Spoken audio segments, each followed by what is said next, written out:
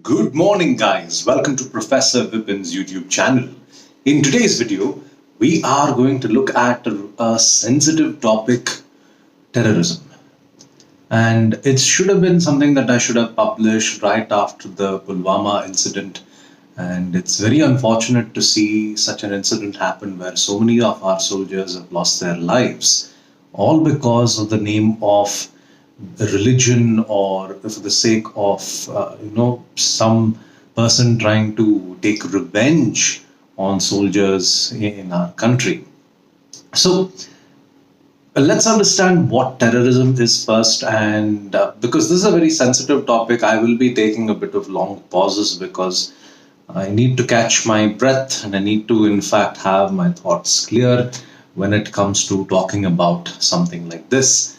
So, the eighth report of terrorism in India, which was published in 2008, defines terrorism as a peacetime equivalent of war crimes. An act of terror in India includes any intentional act of violence that causes death, injury, property damage, induces fear. That's a very important thing. Remember, it induces fear and is targeted against any group of people identified by their political, philosophical, ideological, racial, ethnic, religious, or any other nature. This description is similar to the one given by the United Nations. Now, in India, we divide terrorism into four categories. The first one is the ethno nationalist terrorism. This form of terror focuses either on creating a separate state in India or an independent India. Apart from that, you have religious terrorism, which I need not explain. It is the most common form of terrorism. Left wing terrorism is one that focuses on economic ideology. A good example of that is the Maoist violence that you see in Jharkhand or Chhattisgarh. And then you have narco terrorism, which is focusing on the sale of contraband or drugs as a means of eliminating a population or basically dumbing down a population. Now, what makes terrorism such a common thing, especially religious terrorism? Now, in a previous video, I had stated that religion and language are a powerful identity for any person across the world. Now, especially many religions have this fundamentalist viewpoints. Now, when I say fundamentalist viewpoints, they talk about the smallest of things that you're supposed to follow on a day-to-day basis in order for you to, in fact, appease God. Now, let's face it, folks, whether you're a Hindu, whether you're a Christian, whether you're a Muslim who's watching this video, I am sure you're not a person who follows religion to the dot. I'm a Brahmin and I'm supposed to be wearing the sacred thread, and I do not. So I don't follow my religion to the complete extent. Many of the festivals that we follow at home is not followed to the complete extent. But I follow a few practices, in fact, which I feel is something that's a benefit for my lifestyle. One must understand that religion was something that was created hundreds and thousands of years ago, and what was relevant then is not something that is relevant today.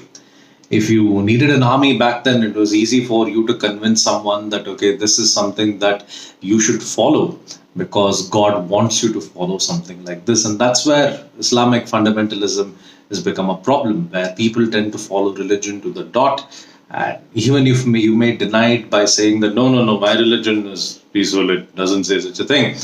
Numerous clauses in the Quran, in fact, go about stating that you need to take up an act of violence in case there is a person who does not believe in the same God as you. This is where it becomes a problem.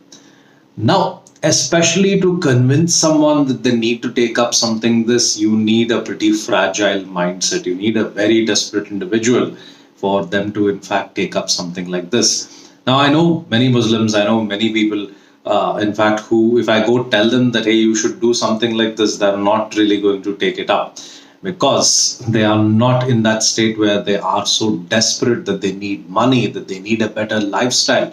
And folks, when you need money, you will take up some pretty shady things in order to make that extra buck.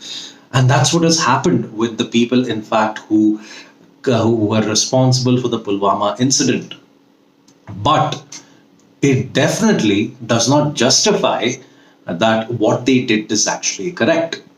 The way, in fact, terrorism spreads and the ideology to commit terrorism spreads is, of course, through social media. Now, once upon a time, if I wanted to, in fact, give out, put my viewpoint across, for example, this video, if I wanted to make 10 years ago, I did not have the infrastructure, the technology for making content on YouTube or anything else 10 years ago. So anything I wanted to say was only to my thoughts or maybe to my friends. I couldn't really put anything across to anybody else. But what has happened right now is it makes it easier for the terrorism ideology to be spread through the internet. And especially when you have the older population and especially when you have religious heads on social media, it makes it easy for them to convey the terrorism ideology and for even them to justify what this individual who in fact was responsible for the suicide bombing that led to the death of over 40 Jawans. It makes it easy for them to spread simply because of the access of technology. So this is a reason why terrorism has become such an obvious problem in India, at least.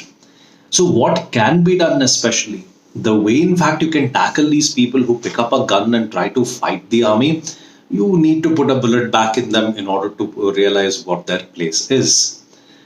Apart from that, when it comes to the social media, I saw this one post where this person was justifying that this individual who committed the suicide bombing that led to the death of these Jawans, he was beaten up by the Indian army, and as an act of revenge against the Indian army, he went on to go ahead and commit, this act of terror.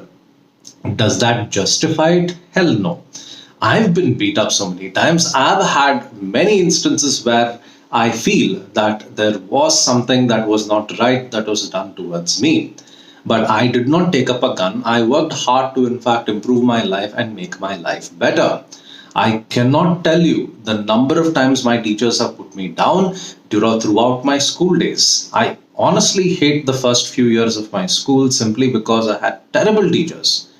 But the way, in fact, I plan to counter and, in fact, show them that, look, I'm significantly better than you guys right now is through systems like this, through YouTube or through my social media presence. I'm not going to go pick up a gun and see what can be, what is the way, in fact, I can put them in their place. I'm not going to put a bullet in them. But you convey this to a person and you make this a product, a gun accessible to them. They will take it up. And they will see that, okay, the army did this sort of injustice to me by beating me up. And this is the way, in fact, I can counter the Indian army. This is where terrorism ends up getting spread. The ideology that if someone has done something bad to you, you can, in fact, do something like this and it becomes justifiable. And especially regarding social media, how do you curb these Twitter feeds, these Facebook posts from being spread? There's this old campaign that I remember about poaching, and it is one of the best advertising campaigns that I've ever seen. And the campaign goes about saying the buying stops when if you want the killing to stop. If you want the killing to stop, in fact, you need to have the buying to stop. That is, you should stop the demand for, say, a tiger skin. You should stop the demand for rhino horns, and then you will see the rhino population actually go up. Because there is someone buying this, you see that these animals end up getting killed. Because you see that people are sharing these things on social media, the ideologies end up getting spread. Even though the intention of the person, in fact, who's sharing this ideology is not really something that, if you and I, in fact, share that, okay, look, this guy has posted this. Our intention may not be that we are looking to spread that ideology, but it ends up getting spread in the first place. There will be someone who says, yeah, I can understand this individual's plight about what happened, and it makes it justifiable to, in fact, commit an act of terror. So you stop sharing what is there. You stop sharing propaganda, and you see that the world becomes a better place. This is one major way, in fact, you can get rid of terrorism. Particularly about left-wing terrorism, the way, in fact, the Maoist violence happens. The ideology is if you see that there is someone better than you economically, the way in fact you can equate the situation between your economic situation and their economic situation is through the violent Robin Hood tendency. That is, you pick up a gun and you take away their wealth and you make it yours and you equalize the system. This is again an example of how you can spread violence. Rather than telling the individual to work hard and improve their lifestyle, you tell them that you rob the rich and you keep the share of their wealth amongst yourselves. That becomes the left wing form of terrorism. And you can see how easily these things end up getting spread.